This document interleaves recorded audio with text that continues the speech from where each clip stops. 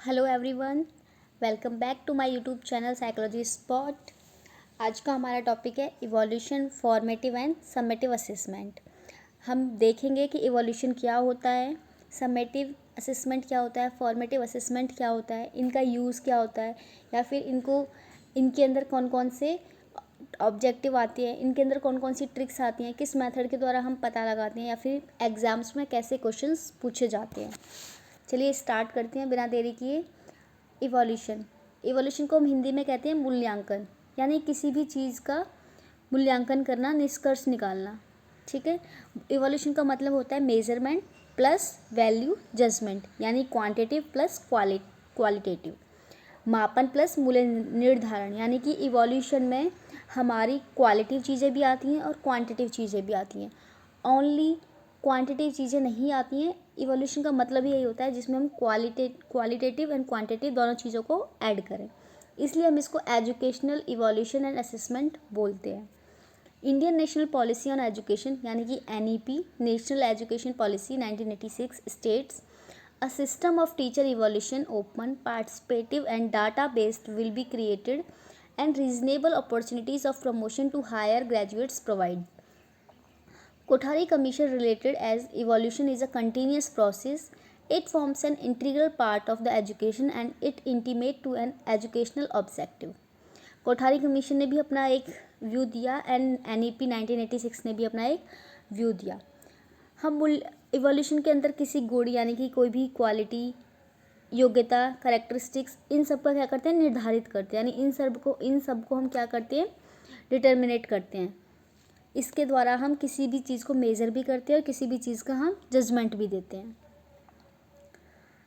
There are a number of approaches that can be used in evaluating teaching. The most common includes, इसके अंदर हम सबसे ज़्यादा क्या क्या चीज़ों को इंक्लूड करते हैं, यानी किस बेस पे हम कहते हैं कि हमारा इवोल्यूशन हुआ है या फिर हमने इवोल्यूशन निकाला है किसी भी बच्चे का। क्लासरूम ऑब्जर्वेशन आपने देखा होगा, अगर हम किसी बच्चे को या फिर किसी स्टूडेंट्स को या फिर किसी कॉलेज के बच्चे को, किसी भी बच्चे को ऑब्जर्व करेंगे तो कहाँ पे करेंगे, क्लासरूम में करेंगे। एक टीचर होता है, ऑल टाइम तो बच्चा अपनी दिखावटी सिचुएशन में नहीं रह सकता। मतलब अगर बच्चे को पता है कि आज पेनल्टी मारी है या फिर आज हमें अच्छे से रहना है, तो वो ओब्वियसली वो क्या एक नाटक कर सकता है। लेकिन अगर हम उसे डेली बेसिस पे ऑब्जर्व करेंगे तो हमें उसकी क्या रियलिटी पता चलेगी, किस सब्जेक्ट में अच्छा है या फिर उसका नेचर कैसा है, या कौन बच्चा ख़राब है, या कौन बच्चा पढ़ता है, या किस बच्चे को समझ में नहीं आ रहा है। ये सारी चीज़ें हम क्लासरूम ऑब्जर्वेशन से पता कर सकते हैं। Student evolution on teachers, student का इवोल्यूशन भी हम टीचर्स के द्वारा करते हैं। Value added models that try to measure gains in student achievements, यानी कि मॉडल्स वगैरह जो बच्चा तैयार करता है जिससे हमें पता चलता है कि स्टूडेंट ने कुछ अचीव किया है। हमारे कॉलेजों में एक्टिविटीज़ कराई जाती हैं, डिबेट कंपटीशन कराए जाते हैं, वो सारी चीज़ों को हम क्या लिख के रखते हैं। एक पोर्टफोलियो बनाते हैं हर बच्चे का, उसके अंदर हम सारे रिकॉर्ड्स रखते हैं। एनेक्डोटल रिकॉर्ड्स काफ़ी सारे होते हैं जिनके थ्रू हम लास्ट में इवोल्यूशन कर पाते हैं कि बच्चे ने कितना गेन किया है और कितना नहीं किया है, या फिर उसको कहाँ कहाँ गेन की ज़रूरत है या कहाँ कहाँ टीचर के सपोर्ट की ज़रूरत है। Judgement made by the teachers और प्रिंसिपल, एक बच्चे को जज उसका क्लास टीचर भी कर सकता है और एक प्रिंसिपल भी कर सकता है। टीचर सेल्फ इवोल्यूशन, टीचर अपना सेल्फ का इवोल्यूशन भी कर सकता है। अगर किसी टीचर का रिजल्ट अच्छा गया पूरी क्लास का, जैसे हम 12th के बोर्ड्स देते हैं, उसके बाद ओवरऑल टीचर्स का रिजल्ट देखा जाता है कि टीचर्स बोलते हैं ना मेरा रिजल्ट 70% गया है, 80% गया है। दैट्स मीन हर बच्चे के 70 से एवव मार्क्स हैं, कोई बच्चा फेल नहीं हुआ है। और ये एक टीचर का सेल्फ इवोल्यूशन हो जाता है जिससे टीचर को पता चलता है कि उसने कैसा पढ़ाया है। अगर आधी से ज़्यादा क्लास फेल है, दैट्स मीन टीचर की कुछ ना कुछ कमी रही होगी या फिर उसने अच्छा नहीं पढ़ाया होगा। रिजल्ट से ही हम टीचर्स का इवोल्यूशन भी पता कर पाते हैं। Teachers portfolios of work, teachers का काम होता है हर बच्चे का पोर्टफोलियो बनाना, हर बच्चे की हर जो भी जानकारी है, जो भी ऑब्जर्वेशन है उसके अंदर रखना। जैसे डिबेट कंपटीशन हुआ, किन बच्चों ने पार्टिसिपेट किया, जो बच्चा फर्स्ट आया उसका पोर्टफोलियो अलग से बनाना, उसमें ऐड करना कि ये बच्चे ने आज ये पार्टिसिपेट किया, या जिन बच्चों ने नहीं किया उनका नाम लिखना। यानी सारी चीज़ों को एक साथ, अलग अलग बच्चे की अलग अलग एक्टिविटी को साथ में जोड़ के रखना, ये हमारा एक टीचर का काम होता है, जिससे हम साल के एंड में बच्चे का इवोल्यूशन कर पाते हैं। इन एक्टिविटीज़ से ये होता है कि हम बच्चे की क्वालिटी और क्वांटिटी दोनों पता कर पाते हैं। नेक्स्ट है हमारा, एक एडम थे, उन्होंने डेफिनेशन दी थी Educational evolution in the passing of judgment on the degree of worthwhileness of some teaching process और learning experience, यानी कुछ टीचिंग प्रोसेस और लर्निंग एक्सपीरियंस के थ्रू हम क्या करते हैं, मूल्यांकन निकाल सकते हैं. डिज़ायर कैरेक्टरिस्टिक्स ऑफ इवोल्यूशन, ये दो टाइप के होते हैं हमारे, एक कॉम्प्रिहेंसिव होता है, एक कंटिन्यूस होता है. इट कॉम्प्रिहेंसिव का मतलब होता है it must try to assess all aspect of a child's development. इसका मतलब है कि हमें मस्ट यानी कि ज़रूरी है ट्राई करना, बच्चे के हर पहलू को देना, ऑल एस्पेक्ट्स को देखना, यानी कि not only mentally knowledge, not only cognitive knowledge, हमें उसकी कॉग्निटिव नॉलेज के अलावा भी सोशली, फिजिकली, इमोशनली, इन सारे डेवलपमेंट पर भी क्या करना है, ध्यान देना है. Different techniques might be used by the teacher to evaluate the performance of the child. हमें सिर्फ एक ही मेथड से, एक ही टेक्निक से हर बच्चे के ऊपर अप्लाई नहीं करना है, हमें डिफरेंट टेक्निक्स का यूज़ करना है जिससे बच्चे का जो परफॉर्मेंस है वो अच्छा हो और टीचर इवेल्युएट कर पाए. एक मेथड से बच्चा बार बार बोर भी हो जाएगा और फिर वो उसमें इंटरेस्ट दिखाना भी कम कर देगा. तो ज़रूरी है कि हम different techniques, different methods use करें जिससे बच्चे का जो परफॉर्मेंस है वो अच्छा हो और टीचर भी एक अच्छे तरीके से रियल इवोल्यूशन कर पाए. नेक्स्ट हमारा continuous second, evolution is a continuous process as education. Education के अंदर जो इवोल्यूशन होता है हमारा कंटिन्यूस प्रोसेस होती है. क्योंकि अगर जब हम क्लास में एडमिशन लेते हैं तो हमारे जो टेस्ट होते हैं वो कंटिन्यू बेसिस पे होते हैं. हमने एक यूनिट पढ़ाई, एक यूनिट का टेस्ट लिया, 2 यूनिट पढ़ाई, फिर दूसरी यूनिट का टेस्ट लिया, तो इससे हमें पता चल रहा है बच्चा कितना सीखता हुआ जा रहा है और कितना वो नहीं सीख रहा है, कहाँ पे उसको टीचर की हेल्प की ज़रूरत है, कहाँ पे गाइडेंस की ज़रूरत है, कहाँ पे इसको डायग्नोस करना है, कहाँ पे उसको रिमीडियल क्लासेस देनी है. ये सारी चीज़ें हमें तभी पता चलेंगी जब हम कंटिन्यूस किसी बच्चे के साथ रहेंगे, उसका ऑब्जर्वेशन करेंगे, इवोल्यूशन करेंगे. It is not just an examination but a part of the evolution process. जो हम एग्ज़ाम लेते हैं वो खाली हमारे एग्ज़ाम नहीं होते हैं, ये हमारे इवोल्यूशन का एक पार्ट होता है. क्योंकि एग्ज़ाम के बाद ही हमें पता चलता है कि बच्चे को इस यूनिट के अंदर से ये टॉपिक समझ में आ गया है, ये टॉपिक समझ में नहीं आया है. जैसे सपोज़ हमने एक यूनिट कंप्लीट हो गई, उसका टेस्ट लिया, लेकिन उसमें हमें पता चला कि आधे से ज़्यादा बच्चों के 10 में से 5 नंबर हैं. दैट्स मीन्स 5 नंबर का जो एक टॉपिक है वो आधे से ज़्यादा बच्चे को समझ में नहीं आया है. तो हमें उन बच्चों को पहले डायग्नोस करना है कि कहाँ कहाँ पे दिक्कत आई है, फिर उनको रिमीडियल टीचिंग करानी है जिससे उनकी जो कमी है वो दूर हो सके. There is no fix time limit for the completion of the evolution process. कोई फिक्स टाइम नहीं है, आप उन बच्चों को वो चीज़ें कभी तक सिखा सकते हो. Functions of evolution. अब इवोल्यूशन है तो उसके फंक्शंस भी होंगे. इसके फंक्शंस क्या क्या हैं? पहला है हमारा feedback to assess strength and weakness. जब हम इवोल्यूट करते हैं तो हम बच्चे को क्या करते हैं, उसकी स्ट्रेंथ और वीकनेस का भी पता लगाते हैं, जिससे हम बच्चे को बता पाते हैं कि वो इन चीज़ों में अच्छा है और इन चीज़ों में वीक है. तो जिन चीज़ों में वीक है वो उन चीज़ों पे और ज़्यादा ध्यान दे सकता है जिससे वो इस चीज़ में और अच्छा हो जाए. Motivation, the near realisation that you would be evaluate propels a student to work hard. हम बच्चे को मोटिवेट कर सकते हैं. जो बच्चा फर्स्ट आ रहा है हम उसको कह सकते हैं ना, बहुत अच्छी है, आपको आगे भी ऐसे ही करना है और आप इससे भी अच्छे से पढ़ोगे तो और अच्छा अचीव कर पाओगे. उस बच्चे को एक मोटिवेशन मिलता है और वो और हार्ड वर्क करना स्टार्ट कर देता है. बेटर गाइडेंस, अगर बच्चा हमारी क्लास में है और हम इसे डेली ऑब्जर्व कर रहे हैं तो हम उसको गाइडेंस भी अच्छे से कर सकते हैं, क्योंकि हम उसे डेली देखते हैं तो हमें पता है ये बच्चा मैथ में अच्छा है, ये बच्चा बायो में अच्छा है, तो हम उसे 11th के टाइम पे गाइडेंस दे सकते हैं. या फिर जब बच्चा ग्रेजुएशन के अंदर है उस टाइम पे अगर हमें पता है कि ये बच्चा गवर्नमेंट लाइन में जा सकता है या इसकी थिंकिंग स्किल्स बहुत अच्छी हैं, इसकी लॉजिकल स्किल्स बहुत अच्छी हैं, या फिर ये टेक्निकली बहुत जल्दी है, लॉजिकल बहुत अच्छा है तो प्राइवेट जॉब में जा सकता है, तो हम बच्चे को क्या है गाइडेंस कर पाते हैं अगर हमने उस बच्चे को अच्छे से इवोल्यूट किया है, यानी उस बच्चे का अच्छे से इवोल्यूशन किया है. तो remediation, it help in locating the areas that require remedial measures. मतलब कि अगर किसी बच्चे को कहीं पे कमी लगती है तो हम वहाँ पे उसको रेमेडी क्लासेस यानी रेमिडियल मेजर्स दे सकते हैं. फैसिलिटेट्स प्लानिंग, यानी हम उस बच्चे को प्लानिंग पहले से प्लानिंग करके प्रोवाइड करा सकते हैं. रिवीजन ऑफ करिकुलम, हमें पता है कि हमारा सिलेबस इतने टाइम तक कंप्लीट हो जाएगा तो हम दोबारा से रिवाइज़ करा सकते हैं. और हमें पता है कि ये बच्चे इस सब्जेक्ट में वीक हैं और हमारे पास टाइम है तो हम उनको दोबारा से सारा सिलेबस रिवाइज़ करा देंगे जिससे ये बच्चे भी हमारी पूरी क्लास के साथ आ जाए. नेक्स्ट है इंटर इंस्टीट्यूशनल कंपैरिजन, आपस में एक दूसरे के कॉलेजों में कंपैरिजन करना. Educational decision marking, submission of progress report to patrons. यानी कि जो हमारी पूरी रिपोर्ट है वो हमें बच्चे के पेरेंट्स के आगे सबमिट कर रहा है या फिर उनको दिखाना बच्चे की ये अचीवमेंट है। जैसे स्कूलों में पेरेंट्स मीटिंग होती है तो हम बताते हैं इस साल इस बच्चे ने अच्छा नहीं किया, इस साल इस एफए में बच्चे के कम मार्क्स आए हैं, जिससे क्या है वो आगे और अच्छा कर सके। Type of evolution. अब हम आ गए हैं मेन क्वेश्चंस पे। इवोल्यूशन के टाइप किस तरह के होते हैं, यानी कि हम किस किस तरीके से इवोल्यूशन को कर सकते हैं।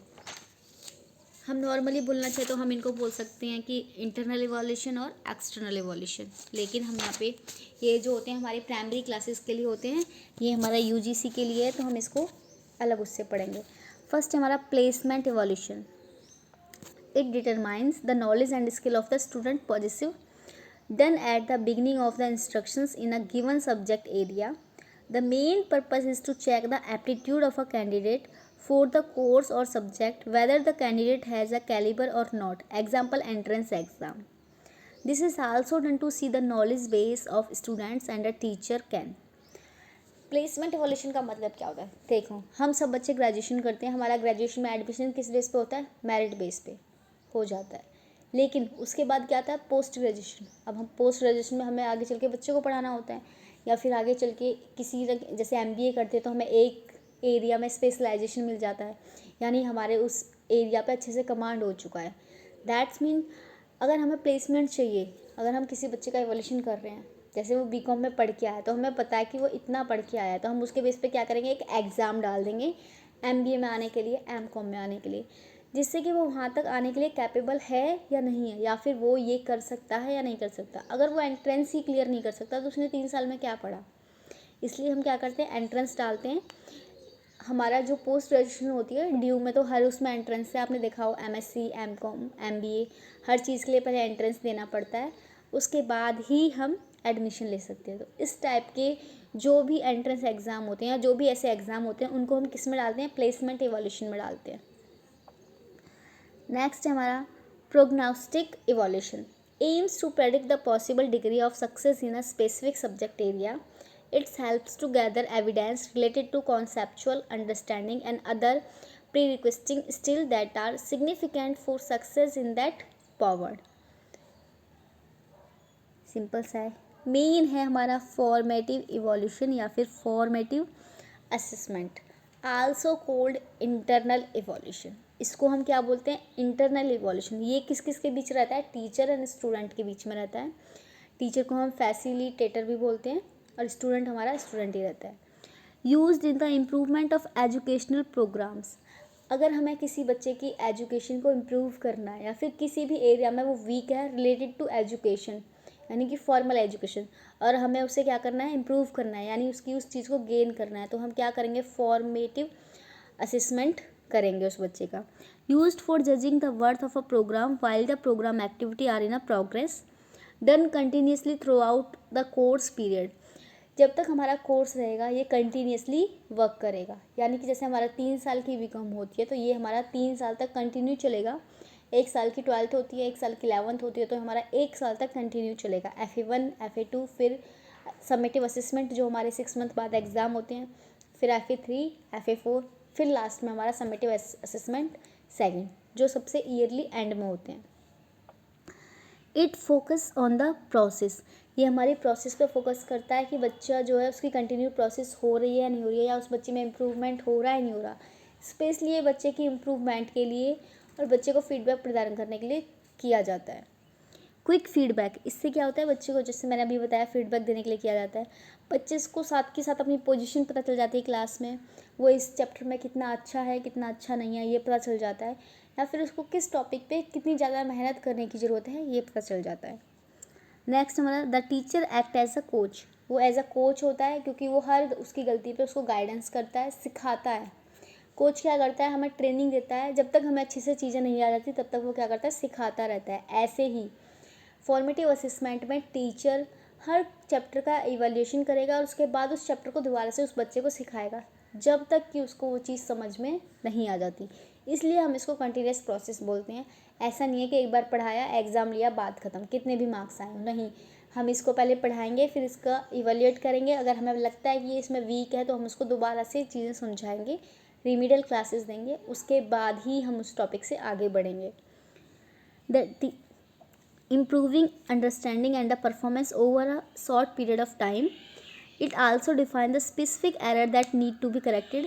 जो कोई अगर बच्चा गलती कर रहा है तो उसको बहुत ज़रूरत है कि वो वहाँ पे क्या करे, उसको करेक्ट करे, और वो साथ के साथ ही कराया जा सकता है। ऐसा नहीं है आज गलती करी और 1 साल बाद हम उसको समेटिव असेसमेंट पेपर देगा तो बच्चे को समझाएंगे, नहीं।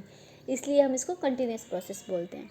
For teachers, formative evolution provide information for making instructions and remedies more effective. Remedies का मतलब यही होता है कि बच्चा जिस भी एरिया में वीक है, जिस सब्जेक्ट में वीक है, जिस टॉपिक में वीक है, उससे रिलेटेड क्लासेस लगाई जाएं। अगर हम बच्चे का फीडबैक नहीं देंगे, बच्चे का फॉर्मेटिव असेसमेंट नहीं लेंगे, तो हम रेमेडियल क्लासेस किस बेस पे लगवाएंगे, जब हमें यही नहीं पता कि बच्चा इस यूनिट में वीक है या इस सब्जेक्ट में वीक है या फिर इस टॉपिक में वीक है। इसलिए फॉर्मेटिव इवोल्यूशन से हमें ये पता चलता है कि रेमेडियल क्लासेस में किस टॉपिक पर ज़्यादा फोकस देना है, किस पर नहीं देना। Formative evolution is informal nature. जो फॉर्मेटिव असेसमेंट का जो नेचर होता है वो हमारा इनफॉर्मल होता है। The formative evolution also provide the teachers feedback regarding the efficiency of teaching methods so that the teaching can be improve. ये हमें साथ ही साथ फीडबैक देते हैं तो टीचर हमारी नॉलेज को इम्प्रूव कर सकता है या फिर गेन कर सकता है, बढ़ा सकता है। ये था हमारा फॉर्मेटिव असेसमेंट। फॉर्मेटिव असेसमेंट के अंदर हमारे जो मंथली टेस्ट होते हैं, वीकली टेस्ट होते हैं, डिबेट्स होती हैं, क्विज़ होते हैं, मल्टीपल चॉइस क्वेश्चंस होते हैं, या फिर कोई एक्टिविटी हो गई, ये सारी चीज़ें हमारे फॉर्मेटिव असेसमेंट में आती है। ऐसी कोई भी चीज़ जिसके थ्रू हम बच्चे का इवोल्यूशन कर रहे हैं और उसके बाद हम उसको साथ के साथ फीडबैक दे रहे हैं। जैसे हमारे क्लास टेस्ट होते हैं, नेक्स्ट डे हमें मार्क्स बता दिए जाते हैं और उसके बाद उन टॉपिक्स को हम दोबारा से रिवाइज कर लेते हैं या फिर आगे बढ़ जाते हैं अगर सबके अच्छे मार्क्स हैं। उसको हम बोलते हैं फॉर्मेटिव इवोल्यूशन या फिर फॉर्मेटिव असेसमेंट। ये हमारा कंटिन्यू चलता है। शॉर्ट टर्म में हमें इसमें फीडबैक मिल जाता है। जो भी हमारी 1 साल में या फिर 3 साल में जितनी भी एक्टिविटीज़ होती हैं वो सारी हमारी इसके अंदर आती हैं। Next, the goal of formative assessment is to monitor student learning, to provide ongoing feedback that can be used by instructors to improve their teaching and by student to improve their learning। ये इसका main goal था। Next है हमारा summative assessment या हम इसको बोल सकते हैं एक्सटर्नल इवोल्यूशन। आई होप, मैं उम्मीद करती हूँ आप सभी को फॉर्मेटिव असेसमेंट बहुत अच्छे से समझ में आ गया होगा। अगर कोई भी क्वेरी है तो आप मुझसे कमेंट सेक्शन में पूछ सकते हो, क्योंकि वो टॉपिक हमारे लिए बहुत इंपॉर्टेंट है। जो मोस्टली क्वेश्चन बनते हैं हमारे वो फॉर्मेटिव और समेटिव इन दोनों में से ही बनते हैं। Summative assessment done at the end of the course programme. ये हमारा कब लिया जाता है, जब हमारा कोर्स एंड हो रहा होता है या प्रोग्राम ख़त्म हो रहा होता है। जैसे हर सेमेस्टर में लास्ट में एग्ज़ाम होते हैं। फर्स्ट सेमेस्टर के एग्ज़ाम एक बार होते हैं, उसके बाद हमारा फर्स्ट सेमेस्टर ख़त्म हो जाता है, सेकंड स्टार्ट हो जाता है। यानी जो हम सेमेस्टर के एंड में एग्ज़ाम देते हैं वो हमारे कैसे होते हैं, समेटिव होते हैं। अब हमने अभी हाल ही में हमारे एग्ज़ाम्स होंगे 6 सेमेस्टर के होंगे या फिर बच्चों के 4th सेमेस्टर के होंगे। जिन बच्चों के 4th सेमेस्टर के होंगे अब वो दोबारा से तो उसको नहीं करेंगे, इसका मतलब है वो समेटिव है, क्योंकि इसके बाद अब वो 5th सेमेस्टर में आ जाएंगे और 6 वालों का कोर्स कंप्लीट हो जाएगा, यानी एंड में हो गए। तो दैट मीन्स जो भी हमारे कोर्स के एंड में होते हैं वो हमारे समेटिव इवोल्यूशन या फिर समेटिव असेसमेंट या फिर एक्सटर्नल इवोल्यूशन कहलाता है, क्योंकि इसमें फिर हम कुछ चेंजेस नहीं कर सकते, ना ही टीचर हमें उस जिस सब्जेक्ट में हम वीक हैं उससे दोबारा रेमेडी करके पढ़ा सकते हैं। It involve formal testing of student, example annual exam, half yearly exam in a school. Schools में half yearly and annual exams, colleges में semester wise exam. The focus is on the outcome. हमारा इसमें focus किस पे होता है, result पे, outcome पे। जो भी हमने एग्जाम्स में लिखा उसके बाद जो भी हमारा रिजल्ट आया, जो भी हमारी ग्रेड बनी, जैसे 12th का जो रिजल्ट होता है हमारा फाइनल एग्जाम्स पे बेस होता है। जो भी हम लास्ट में देख के आते हैं समेटिव एग्जाम, उसके बेस पे हमें मार्कशीट मिलती है, वही हमारा रियल आउटकम होता है। उससे पहले जितने भी टेस्ट हुए वो हमारे क्या थे, सारे फॉर्मेटिव थे, वो सिर्फ हमें इम्प्रूव कराने के लिए थे। लेकिन जो सबसे लास्ट में हुआ है हमारा समेटिव असेसमेंट, उससे हमें एक आउटकम मिला है जिसके बेस पे हम आगे एडमिशन लेंगे या फिर जिसके बेस पे हम अपना करियर डिसाइड करेंगे। It includes oral reports, projects, terms, papers and team teaching achievement test. is so how good or how satisfactory the student is in accomplishing the objectivity of instructions। आप कैसे थे, आपको क्या feel हुआ, आप satisfy हो या नहीं हो, ये सारा हमें एनुअल एग्ज़ाम से पता चल जाता है, जो हमारी रियल वैल्यू होती है। तो जो हमारे समेटिव असेसमेंट होते हैं ये साल के एंड में लिए जाते हैं या फिर सेमेस्टर के एंड में लिए जाते हैं, और ये हमारी कंटिन्यूस प्रोसेस नहीं होती है। इसके बाद हम फिर उस चीज़ को आगे बढ़ जाते हैं, उस चीज़ पे कोई रिमीडियल क्लासेस या कोई भी डायग्नोस या फिर कोई भी फीडबैक ये प्रोवाइड नहीं करते हैं। ये हमारा रियल आउटकम होता है, जो बच्चे की रियल सिचुएशन होती है या फिर जो बच्चा रियल में होता है, ऐसा हम समझते हैं। फॉर्मेटिव असेसमेंट साइकिल इसमें आप देख सकते हो, examine student work, inform teacher knowledge, administration task, inform instructions. ये एक शॉर्ट में मैंने एक डायग्राम डाला है, आपको इससे इजीली समझ में आ जाएगा। नेक्स्ट है summative assessment, are there any common gap in the learning, what information did the students routinely masters, किस में उसके पास मास्टर्स है, what are the strength and weakness in the instructional plans. ये सारा हमारा ऐसे में आता है। अब इन दोनों में क्या है comparison. Formative on going assessment, on going मतलब जो चल रहे हैं कंटिन्यू, इसलिए हम इसके साथ ऑन गोइंग लगाते हैं। समेटिव असेसमेंट, इसमें हमारा रियल आउटकम निकल के आता है, ये हमारे ऑन गोइंग नहीं होते हैं, ये सिर्फ एक बार होते हैं और बिल्कुल एंड में होते हैं। फॉर्मेटिव में सेल्फ असेसमेंट आता है, पीयर ग्रुपिंग आती है, टीचर असेसमेंट आता है, और समेटिव में हमारा स्टैंडर्ड टेस्ट आते हैं, ये सब हमारा आता है। अगर आपको कोई भी क्वेरी है तो आप मुझसे पूछ सकते हो कमेंट सेक्शन में, कहीं भी समझ में नहीं आया है तो। And then thanks for watching, like, comment and share. Bye bye, nice to meet you.